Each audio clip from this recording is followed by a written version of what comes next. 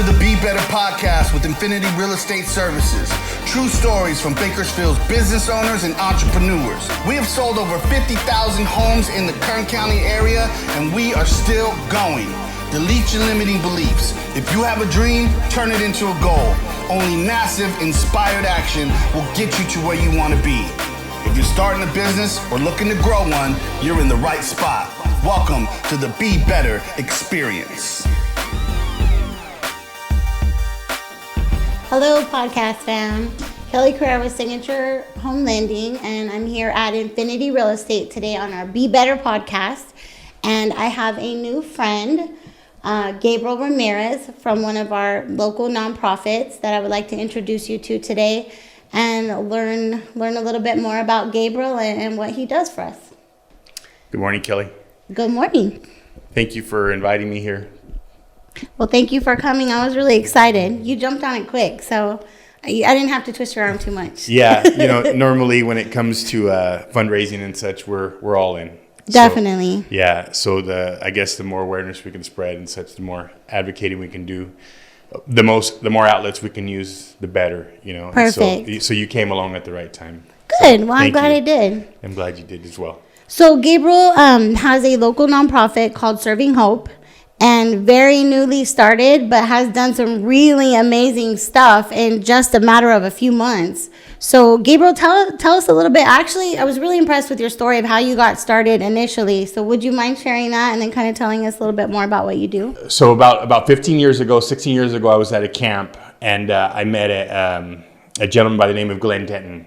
The camp is over off Laredo Highway. It's called Camp Hamilton. It's ran by a group of Marines and great men who fought for our country, served, and a lot of love out there, a lot of respect for the military. And so one night on Thanksgiving, I was invited out by a buddy of mine. His name is Rick Orozco, and he said they were going to be deep beating some turkeys for Thanksgiving. If anybody who doesn't know what deep beating is, you start this fire in the ground, and then you wrap these whatever it is you're going to cook, meat, turkeys, chickens, whatever it is, and then you put them in the ground, then you cover them, and they stay overnight. And so they had this pit. It was about 15 feet deep. And I remember looking in there and wondering, why are they only putting 11 or 12 turkeys in there? So I spoke with the owner of the property, and he explained to me, he's like, well, we only have 12 people to give them to. And I asked him, I says, is it okay if I fill it? And if I fill it, can I give the turkeys away? He says, yeah, but you ain't gonna fill it. I said, and I looked at him dead in his eyes, and I says, you're right, I'm not, but he is. Right. And then, of course, he told me I was, full of a Marine. Right. They're very abrupt, but they're great. They're great people. And so ever since then, I says, okay, well, it's a bet. Let's see. Well, now we've gotten it filled 4 times over last year. Right. We did 211 turkeys from just that one year. Social media started coming out and becoming popular, Facebook and such. And so I asked a couple people on my Facebook, hey, does anybody need a turkey? And of course, one person like, hey, I can use one, and so it just started growing and growing. Right. And so with Facebook being such a great outlet, and tool, advertising, it was able to spread the word. And so the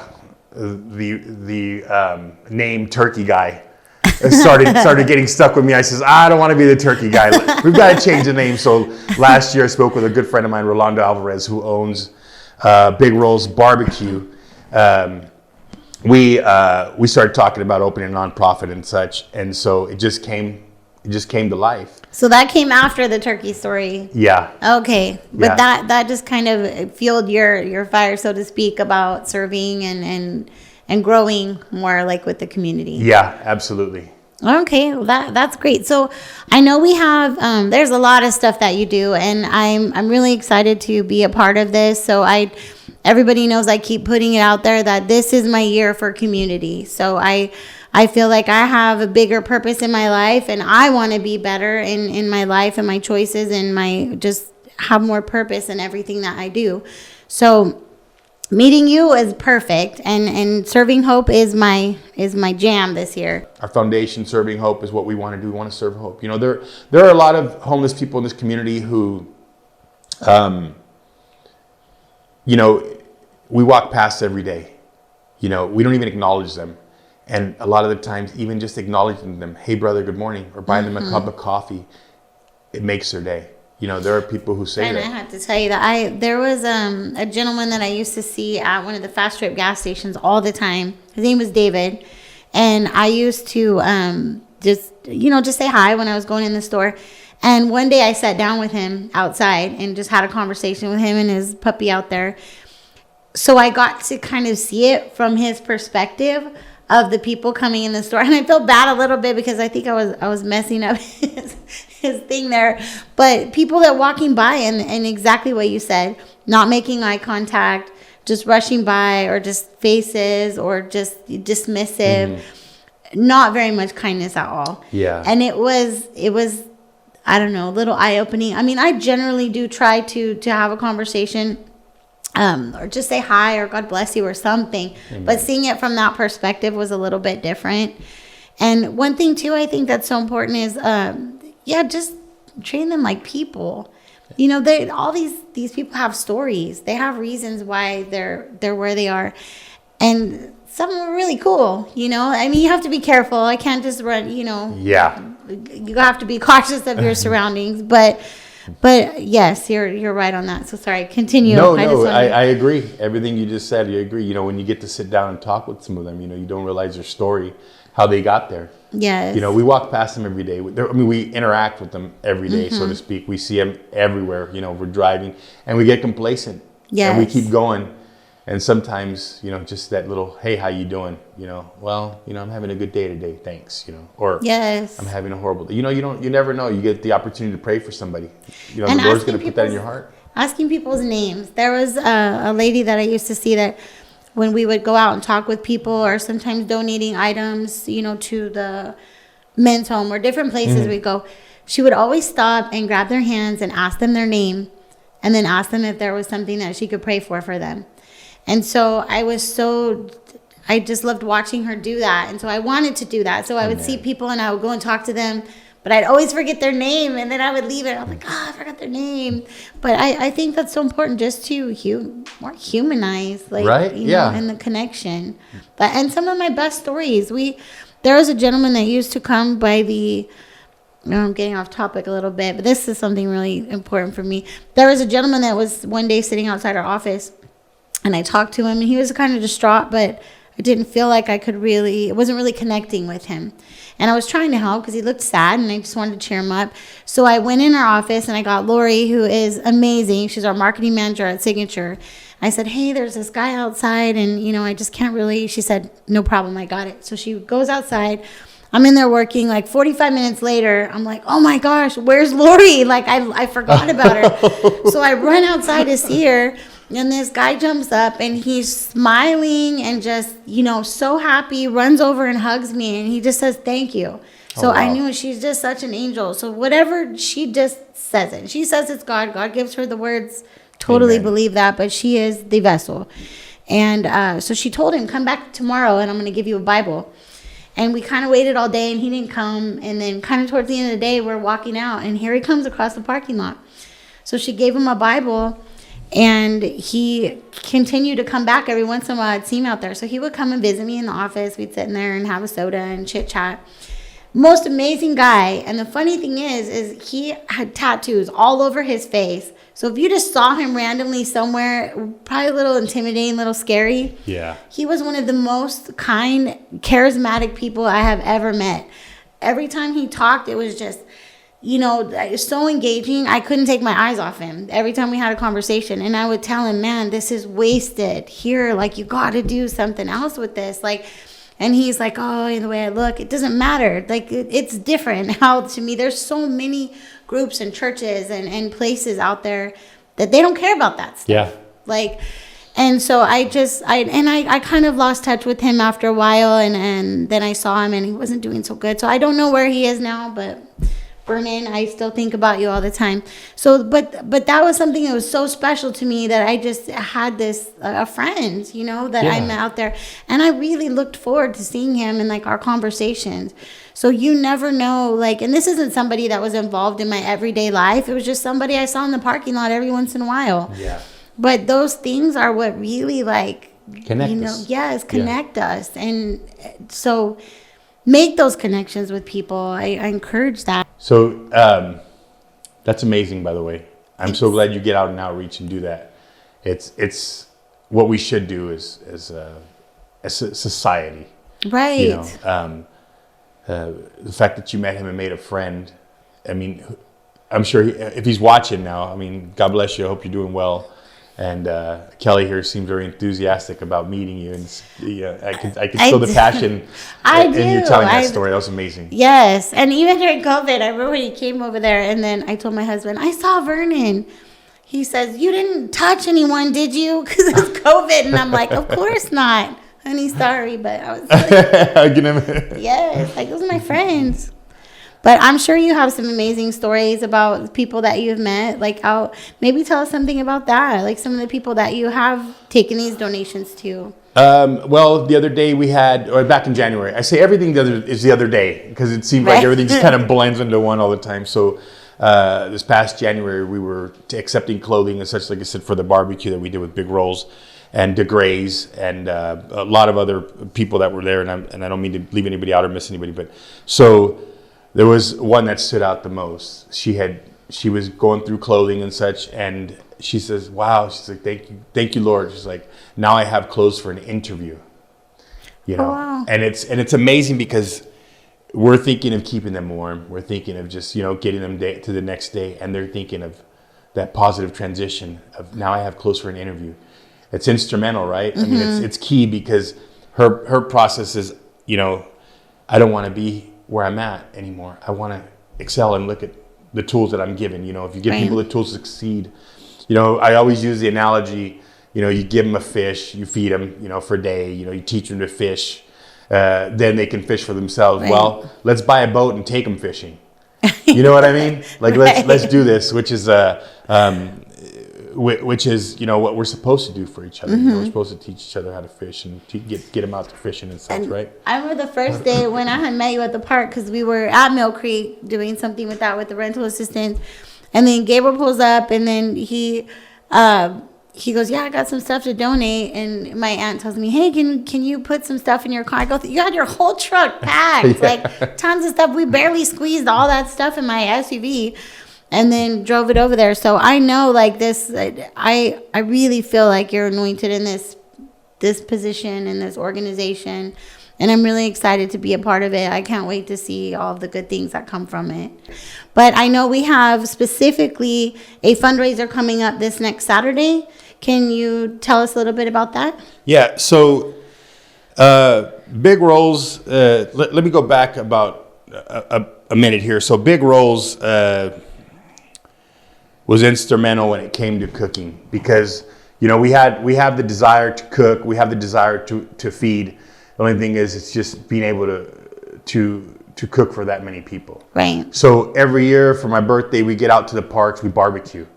Well, one year I reached out to him, he does his catering, and I reached out to him and I asked him, I says, "Hey, what would you charge to do something a little bigger?" He says, "We'll talk later about it, but I have some ideas." And so he wind up like I said, he owns his catering, and this guy he's pretty amazing because he says things and he's already speaking them into existence.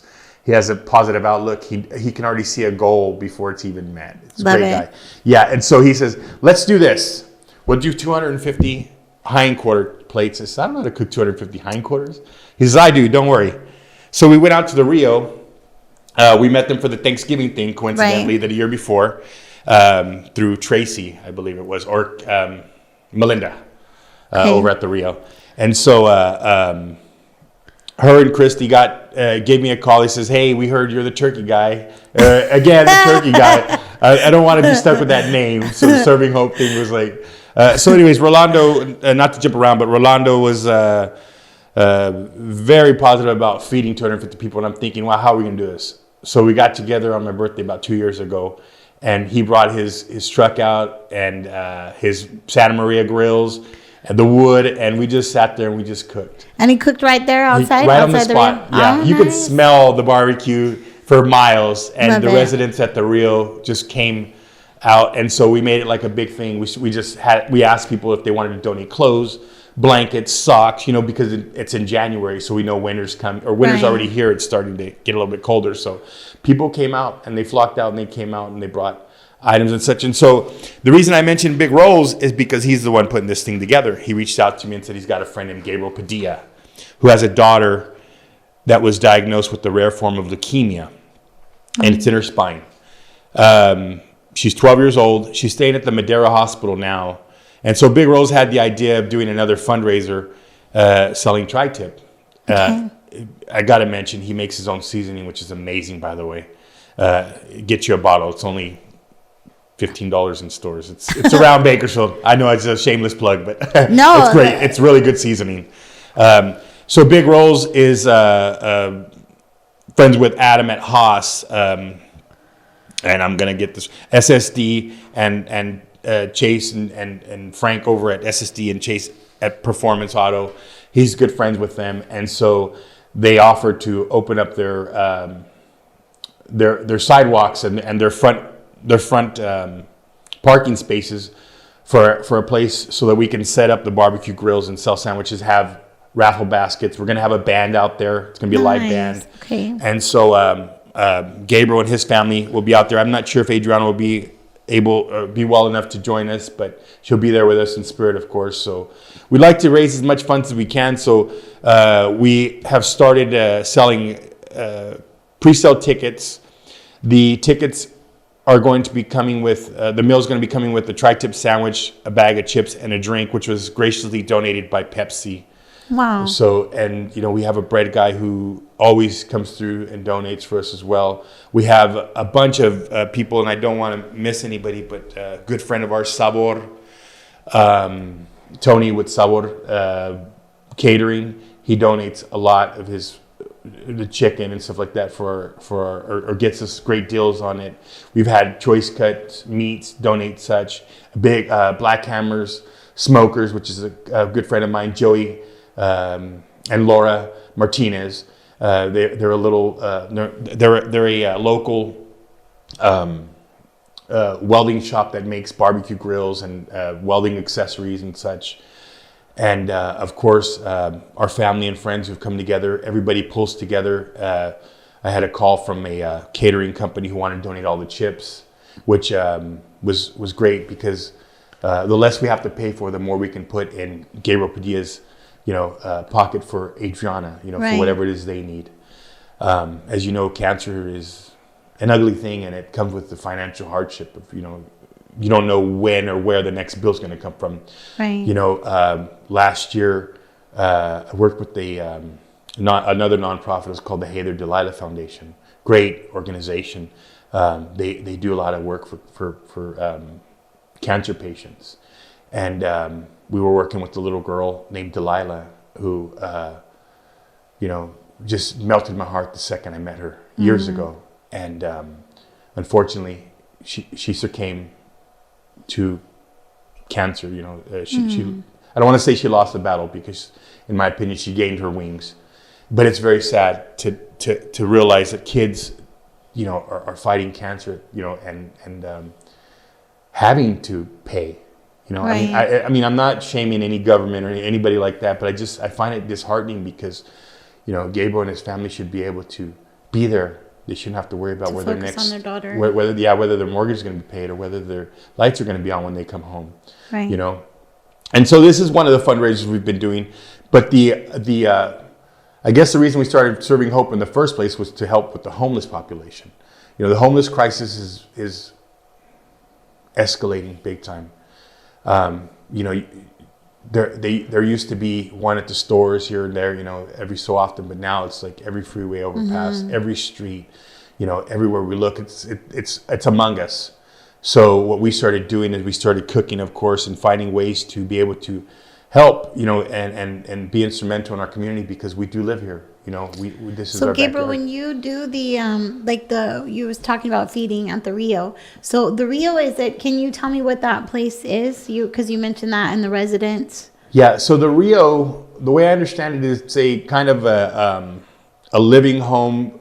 Or it's a hotel that was flipped and turned into a living quarters for people who don't have. So the best way to describe it is it's a kind of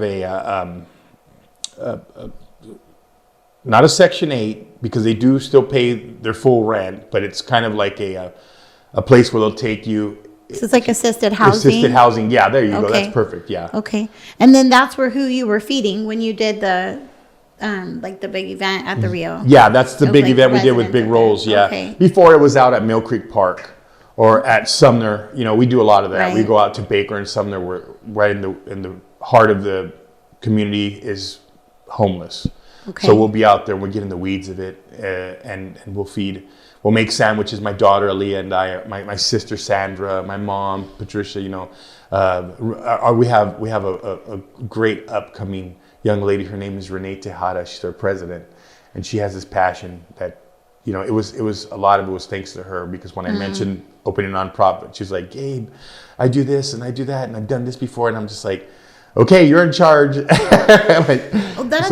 I love hearing about all this, and all the shout outs to all the people that are helping you. Is guys, like, get involved with this group, because it's not only just Gabriel and the fundraisers, the people that were helping with these things, but this is an amazing group of individuals that are constantly giving back, and they're just good people, and they have businesses, local businesses that we can support and help them, you know, like pay their bills so then they can contribute to more things like this. So I really encourage everyone going back, and I'm sorry, is it Adriana? Yeah, Adriana. Adriana, for the event on Nathaniel Way. So is this whereabouts is this located? Yeah, so if you're heading towards Stein and District, there's a I want to say a golf driving range that's right there on the corner. So if you're heading on the Stein area, you're gonna I don't remember the name of the street, but if you just put it in Google, you'll find it. It's an up and coming area of Bakersfield that's starting to flourish. You know, there's a lot of shops out there. It was like, you know, on that side of town was all like just kind of dirt. Yeah. It's starting to grow. I've noticed too. Yes. So this weekend we'll be out there on March 1st. Yeah, March 1st, not this weekend, but next weekend. Yeah, next Saturday. Perfect. So we got time to get it out. So if anybody wants to donate or buy tickets for our raffles, or just come and eat some good food and meet good people, like, please come and support this event. Then we also have a golf tournament coming up in May. Yeah, May 31st. It's May 31st on a Saturday. Daughter saves the day. At Old River. Let me make sure I got the right. I had. Okay, here we go. So it's going to be the first annual Serving Hope Golf Tournament. It's going to be May 31st, and the place is Kern River Golf Course. And what is your Instagram so that people can go on there and? So the Instagram is Serving Hope CV. CV. Yeah. Serving Hope One CV. word. Serving Hope CV or Serving Hope Foundation. And it's got a blue little guy holding a star up. I don't know if it'll help if anybody's watching. Here's the golf course thing. So if you go to that, click on it, click follow, share with your friends. We have a good friend we met last year who put on a golf tournament for the Hey There Delilah Foundation. He reached out to us. His name's Gabriel Tejada. He reached out to us and asked if he'd be able to do a golf tournament for us. And so we were excited to work with him again. And so we said, absolutely. We would love to work with him again. So he's been pushing and getting all the things together. He made the flyer for us, and he's just instrumental when it comes to golf. He knows the whole golf world. Okay. I'm very. We have a lot of golfers in real estate, so yes, I hope that we see some of you guys out there. Yeah, and let's get out there, guys, and let's swing for the homeless. So I have to share a little, like, on the personal side with me too. So I personally had been working on a project with financing, with the lending that I do, and I was a little discouraged about it because I kept hitting a brick wall, and I just know that there's just more that I want to do. And so I had a conversation with Gabriel the other day, and I felt so encouraged after that conversation. So I want to thank you for that, because it's really important to surround yourself with good people, with positivity, and people that are doing good things, because, you know, when again, this is something that was really on my heart that I wanted to do, and I was really discouraged. So just having a conversation with you about that made a big difference for me and kind of got me going again. So I really encourage everybody out there why it's so important to me to get involved and do these things. I encourage you to do the same, whether it be with Serving Hope, which would be my first choice, or if there's something else that's just been on your heart to kind of join, but you just haven't been making the time to do that. Do that thing, because it will make such a big difference. And it is for me. So Gabriel, is besides these things, I know you have a lot of projects going on. I don't know how you manage all of that, but is there anything that you want to share with our listeners about Serving Hope, or just anything, I guess? So Serving Hope, it was never really an idea per se. You know, we have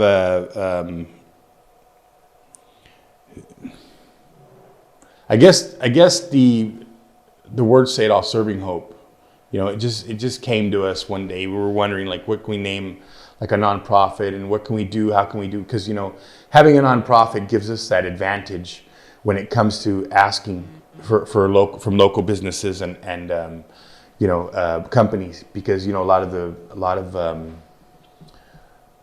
lot of doors are closed when you ask as an individual. You know, how can you go to Walmart and say, hey, can I have 250 hindquarter chickens because we want to feed these people, but my name's Gabe.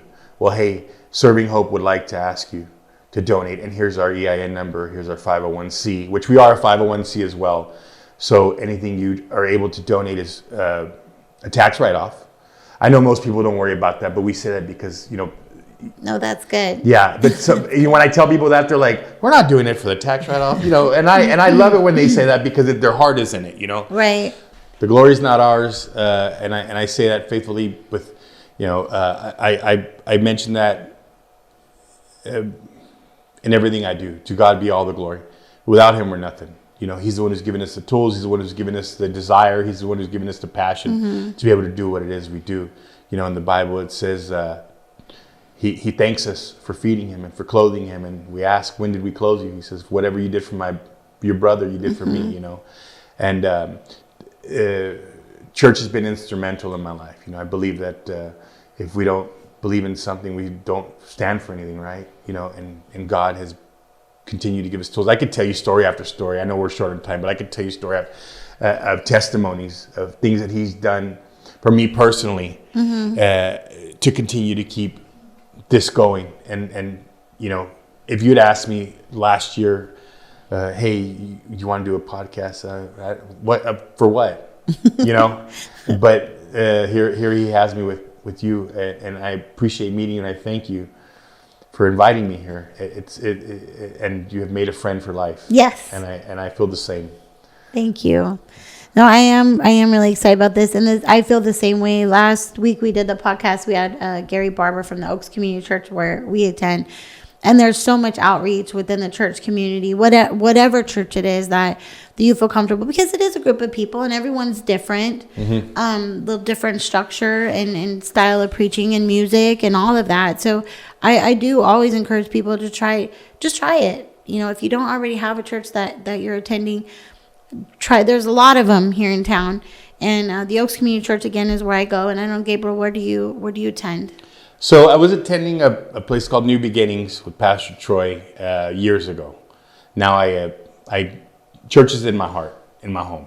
So I go to Valley Bible here or Discovery, but mainly I watch online. There's a lot of things that too, yes. Yeah. So I think it's so available now. Yes, yeah, and so the watching online is good for your soul. But one thing I really like with the churches, and again, there's so many, you don't even have to just go to one, but look online at the churches and see what they have available, because there is so much community. That was our big thing last week, is we talked about the celebrating recovery, and it's hurts, habits, and hang-ups. It's not just an AA or an NA meeting. There's people there that from all kinds of just trauma in their background, and they have, you know, international churches. We have Bible studies. I'm taking a Dave Ramsey financial class right now, which I'm pretty conservative with my own finances, I think, but But I'm learning stuff in there, like just how to, for future and planning your retirement and all of that. Yeah.